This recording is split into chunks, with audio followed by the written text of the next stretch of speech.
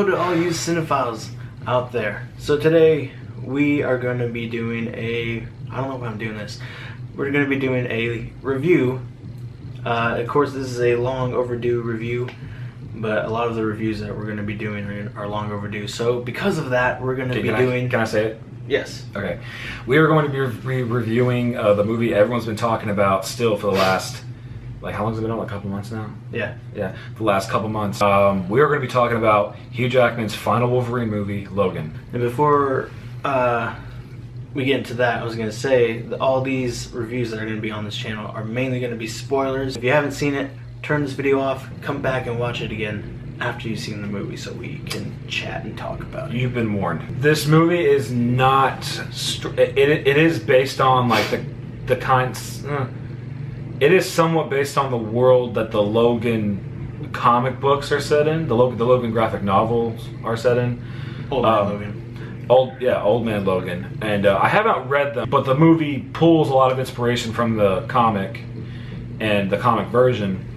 And I think it shows a lot. I think they hint. One thing I noticed between the comic and the movie, and I can understand why comic book fans probably were like, oh, they thought they knew what they were talking about in the movie, then later on the movie it kind of like changes it on them. They're like, oh, what? And what I'm talking about is, at one point, Wolverine is keeping Professor Xavier safe somewhere in Mexico, and because Xavier has gotten Alzheimer's or a brain disease or something, and every time he goes into a seizure, his powers get out of control and he starts to kill everyone around him. And Wolverine is trying to keep him from doing that, giving him medications, shots and whatnot, and he keeps him south of the border where he can't hurt anybody. So Xavier says, I gave you a family, and Logan says, and they're all gone now. And Xavier says, Logan, what did you do? Now this line was said you could hear this line in the trailer spoken by Patrick Stewart's Xavier, and a lot of fans of the Old Man Logan comic probably knew what they were talking about, because apparently, all right, I have to go into, I'm just going to give away this part of Old Man Logan comic. Apparently, Wolverine is hypnotized by, or he's shown a false vision from Mysterio that all these supervillains are invading the X-Mansion, so Wolverine just goes to town on all of them, tearing them all to bits, because they can't stop him because he's Wolverine. However, it was all a lie, and Wolverine was really killing all the X-Men in the mansion. Like, he had killed all of them. So he was super traumatized. So that's what we think, that's what the comic book fans think is going on. They think that whenever Xavier's like, Logan, what did you do? It means Logan killed all the X-Men. Now he's living with it. This is not true. Later on in the movie, it is highly implied that it was Xavier who killed all of the X-Men when he started these seizures, and he just ended up killing everyone, and Logan was the only one who survived because, I mean, Logan is resilient to it. I'll get that out of the way. Let's talk about Logan himself. How do we feel about the character and Hugh Jackman's performance? This was probably the best performance of Logan that Hugh Jackman has ever done, in my opinion. And same here, top notch. I feel like he gave it his all. I mean, we got the Wolverine that we've always wanted since X-Men, the first movie. He needed to be brutal. I mean, the first time we really saw him go berserk was in X-Men 2, and it was only in that mansion scene, really. Yeah, and that was really good to see. Yeah. It's just that we wanted to see body limbs come off and blood. Not as much blood as this movie shows. This movie shows a lot more blood. Yeah. Like, this movie shows heads flying off. Like, it's so cool. Yeah, this movie really deserved its R rating. I know some people thought that because they got an R rating that they decided to go overboard with the blood and gore. I don't think so. I mean, that's what you expect with a guy with knives for, weapons. Yeah. You're gonna see body parts flying. In fact, they could have gone even more, but I felt like they held back a bit. Because they didn't want it to be like a blood fest, but it really wasn't. The blood was there when it needed to be. The story was there when it needed to be, and honestly, trust me, this movie did not. It probably had more blood than Deadpool, maybe. I liked how in this movie, I noticed in the trailers that his claws looked rusted. And I liked that idea that his claws were rusted. Logan's healing power has weakened substantially over the years, and it's really showing a lot in the movie. Hugh Jackman looks tired all the time. Every time he takes a beating, he looks like he's struggling more and more throughout the movie. His wounds are not fully healing. He has scars all over his bodies now. Apparently, he has somehow developed adamantium poisoning. Is the general consensus? Is what I've been hearing. I don't think that term is ever used in the movie.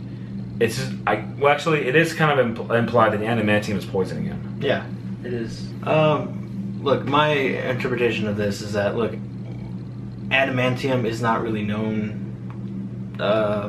Look, we know it's indestructible metal, but nobody's ever said that it couldn't give a human being or a mutant poisoning over a period of time. And of course, Logan has dealt with this for I don't know how many years now with his adamantium skeleton. Because this is set in 2029, I believe. Mm-hmm. That was the year. Yeah.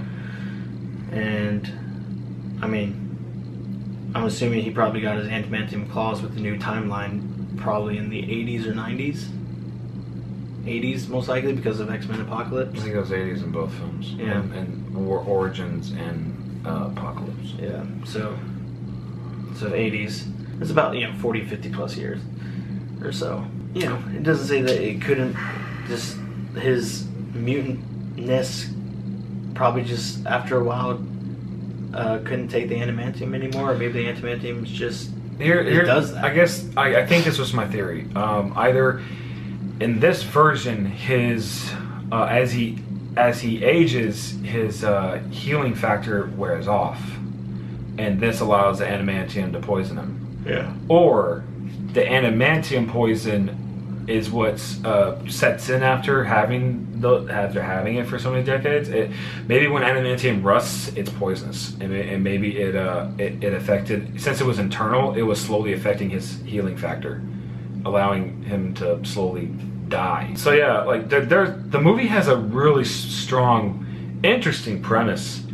Logan is just trying to get a bunch of money together so he can buy a boat and get the professor out on the ocean, to just get away from everything. And honestly, I don't understand how that could be a full problem solver unless they bought 10 years worth of food until they both died.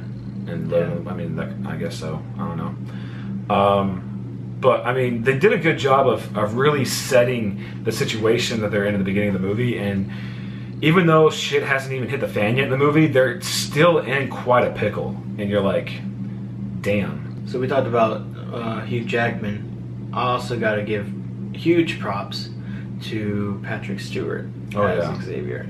This was, I mean, just from the beginning, this was really, even from the trailers, this was really heartbreaking to see an old Professor X and seeing him weak and seeing him go through this brain disease that he has and having the seizures. Even though his seizures brought one of my favorite moments from the movie, which was when he's having the seizure at the casino. Oh yeah. And Logan's fighting his way back to Professor X to get him his medicine, his seizure medicine. Patrick Stewart, again, this is his last outing as Professor X, and again, he did an amazing job. He went all out for this character and took this character to a new level, in my opinion. This was a great way to go out.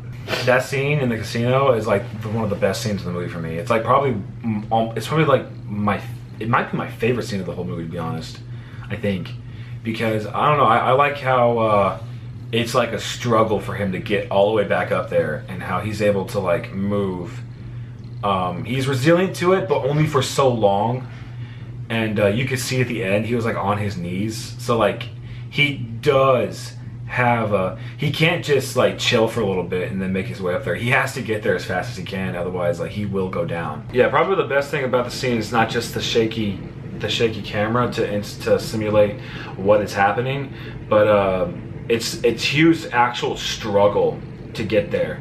And he was asked in an interview, how was he able to make it look like he was for real struggling to get all the way down the hall into the room? Because It does look, he is a good actor, but it looks like he's legitimately struggling. And Hugh actually answered that he had a rope attached to him and 2 men were pulling on him as he was fighting to get down the hall. So it is him actually struggling. That's why it's so real, because it is real. All right, I think we gotta mention her real quick. We gotta bring her in. Just X-23, played by Daphne Keane. Yeah.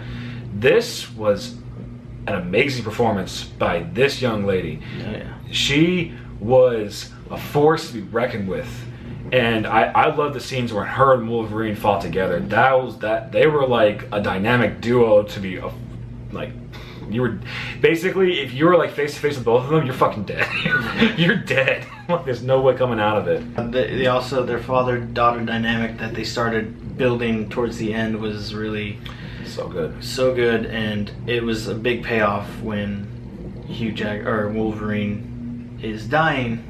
And she's saying, you know, she's crying, she's saying, Daddy, and it's like, look, if you're not crying by the end of that movie because of that scene, you have no soul.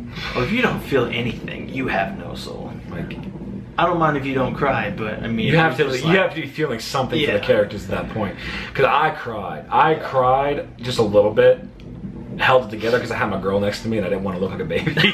But I even when I saw it when I saw it again, I saw this movie 2 times. The second time, I still felt like I teared up a little bit. Yeah. Still, because like that scene was like powerful acting in my opinion. Yeah. Like, and she was like, she had the snot coming out of her nose. Like, it was real. It was legit. She did all of her own stunt work, and she had a blast doing it. They hooked her up to all the wires and everything she needed to do. She did all the flips and whatnot, and she was having like too good of a time almost. But apparently whenever they would tell her, okay, we got to get some work done, get your game face on, she'd be like, you got it. They'd be like, oh shit. Apparently, like, and that would explain like how she looks super serious all the time. And I thought she nailed the kind of character she had to be. Like this, I really hope that they give this girl a couple of years to grow and develop, so she can continue to be our X-23, because I want her to be our X-23 from now on. I want her to be the new Wolverine. Yeah. So that'd be great. All right, I guess let's talk about the clone. Yeah, X-24. Yeah, X-24. When I first saw the movie, and X-24 kills Professor X, I thought it was, I didn't know it was a Wolverine clone at first. I thought it was just something that was given claws. And then I saw that it looks like Wolverine, and I was like, oh shit, it's a Wolverine clone. And I love the scene where he's carrying Lauren downstairs, and they're just looking at each other for a good minute. Yeah. It was, I don't know how they did it. It was Hugh, and both people were Hugh, I think. Mm-hmm. And I was like, how the hell did they pull that off? It looks like it's 2 Hugh Jackmans looking at each other, and it's so powerful. And I like how Logan's like, he doesn't know whether he needs to go after Lauren or go up to check on Charles, and he chooses to check on Charles. I mean, he kind of has to. Charles is dying. Yeah. So what was the last thing Charles said when he died? When he died? He was talking about that boat. He did say the Sunseeker. Yeah. How about when both the Wolverines fought each other the first time? First time? Oh man, I mean, that was intense. Yeah, that was intense. Even the last time was even more intense, but oh yeah. I mean, I think X-24 is kind of a way of showing us Wolverine as his younger self. Kind of, because I heard somebody talk about this.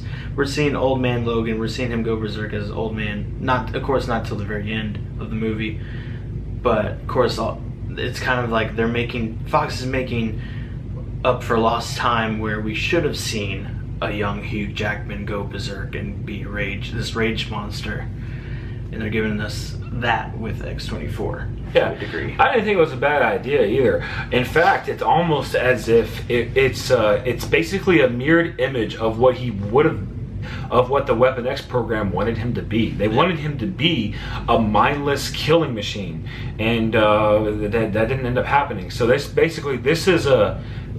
basically him facing his evil version of himself. Yeah. And now how they killed him at the end, I was puzzled by this too, but it makes sense.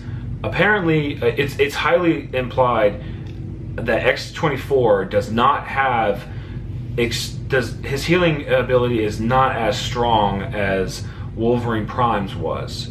If he is severely injured, he will go down for the count, and they have to actually inject him with that green healing juice that gives him that powers his healing. That's explained earlier in the movie, and at the end, whenever X-23 puts a bullet, an adamantium bullet in through his skull, he goes down for the count for good. Yeah. With no green juice to bring him back and no one to give it to him. So if you think about it, if you think about those two factors, then it makes sense that he died that way. At first I was like, I'm not sure I buy that, but then I thought about it and I was like, okay, that's plausible. Well, I mean, Wolverine could have been killed by that same. True, that is true. But again, like people were probably thinking, well, wait, that's a young Wolverine clone. He should have strong healing factors. Come back from that, but he's kind of like a defect. He doesn't have the natural 100% strong healing factor that Prime Logan had. Yeah, I also thought that the X-Men comics in the movie were, they weren't a fourth wall break. They were, and I'm glad they weren't a fourth wall break. They were placed pretty delicately and very well. I thought it was nice. I thought they fit the story fairly well. A friend of mine said he thought it was ridiculous. He didn't think it was necessary to do that. But I'm at that point I was like, who gives a shit? It's kind of at this point their X-Men cinematic universe is kind of messed up. So at this point I don't care. I just want to see a good movie. But even then, it's not ridiculous when you think of it. Gives the X-Men comic books give more of a backstory for the movie. Yeah. Because according to this timeline, mutants have been gone for I don't know how long. They're Professor X and... According to Days of Future Past, if this thing is coming off of Days of Future Past, it's 6 years, but... Whatever. Yeah. Caliban, Wolverine, and Professor X are technically the three last true mutants left on the Earth that we know of. Yeah. So, it would make sense for a company to be like, oh, remember those special guys called mutants, and they used to save people? Why don't we make a comic book and profit off that? And they get, and maybe they exaggerate stories from missions that the actual X-Men went on in their prime. So I don't think it's ridiculous in that sense. I would have thought it was ridiculous if it was like a Deadpool fourth wall break type thing. Like, oh, X-Men comic books, wink. Because this movie didn't need any fourth wall breaks. I mean, it did have humor, and the humor was good when it needed it to be. Oh, yeah. But overall... especially whenever she actually started talking to him. Yeah. That was hilarious. Yeah, that was a good... Oh, you talk now? She starts yammering. Shut the fuck up! He just gets mad. The whole movie, he's like, talk to me. She finally talks. He's like, shut the fuck up. He's like, shut up! He's like, you're annoying! And a friend of mine, Nick, told me that she was annoying to him when she was yammering on like that in Spanish, and I told him she was supposed to be for the humor of that scene. Yeah, she was supposed to be annoying so that he would just tell her to shut the F up, and that would be hilarious, and it was. I like how towards the end of the movie, the kids play a prank on him, and while he's sleeping and recovering from his sickness, they cut his facial hair right here, and we get those classic Wolverine mutton chops. Yeah. And it was really good for the final act of the movie to have him have his full classic Logan Wolverine look. All the other bad guys are dead. It's just X-24 left. Whenever he was like, just go, get out of here. And then X-24 comes out, I'm like, all right, here we go, final showdown. No. He can't even do anything. He just gets the claw stuck in him. He's like, run! He just gets dragged away. And I'm like, what is happening right now? He can't even put up a fight. And then, sure enough, I saw them going towards that stump. And my friend saw the same thing. When we saw that tree stump coming, we were like, oh, fuck, he's done. He's done. And then, sure enough, yeah, once we saw him get impaled, we were like, damn, he's done. What were your thoughts on Laura? What were your thoughts on Laura turning the cross into an X at the end of the movie? Perfect ending. I thought so too. Because at the end of the day, he is an X-Men, and the fact that this is technically, hopefully not, but technically his last run as Wolverine, it makes sense to end it with Laura putting the cross into an X on his grave. I thought some people thought that was cheesy. Other people thought that was kind of stupid. Other people were like, "Oh, that's just them tagging on their X-Men, symbol onto the movie." No, it really is what he just said. I felt the same way. He was known as Weapon X, Logan, Wolverine, the Wolverine. He was, James Howlett. He was known as all these names and all these. He went by all these things, But at the end of the day, he still was an X-Men, whether he believed it or not. Yeah. He was, he was an X-Men through and through, and he did what X-Men did. He saved mutants from bad guys. That was stupid how, like, at the last minute they throw in that bad guy is, like, Stryker's son or something? Yeah, Stryker's son or Stryker. Yeah, something like that. Anyways, the movie was awesome. It should get an Oscar. Hey, you know what? It might as well. I mean, Yeah. Performances were great, top-notch performances. A new young actress to look forward to. Hopefully, if she stays on as Wolverine, Fox, you better keep her on as Wolverine. Please. As X-23 at least. Please. So yeah, I mean, rating this movie, definitely I'd give it. I mean, there was little problems that I had with it. I'd give it a 9 out of 10 easy. Yeah, it definitely gets a solid 9 from me all the way. I'd give it a 10, but I think there was something about the movie that bugged me. I don't remember what it was, but it gets a 9. Yeah. Like I said, this wasn't a perfect movie, but it was almost close to a near perfect movie. I have to believe it when I agree that when it was said that this was the Dark Knight of the X-Men franchise. Oh yeah. That's what you thought. Did you think this was a perfect ending to Hugh Jackman's Wolverine career, or do you think it could have ended better? Would you prefer? What kind of ending would you have preferred? Did you like the comic book ending better, or did this suit it? Or did you feel like this was a great ending? Just let us comment below. Let us know what your thoughts were. And if you're new to the channel, don't forget to subscribe for more reviews and trailer reactions. And until next time, We're out.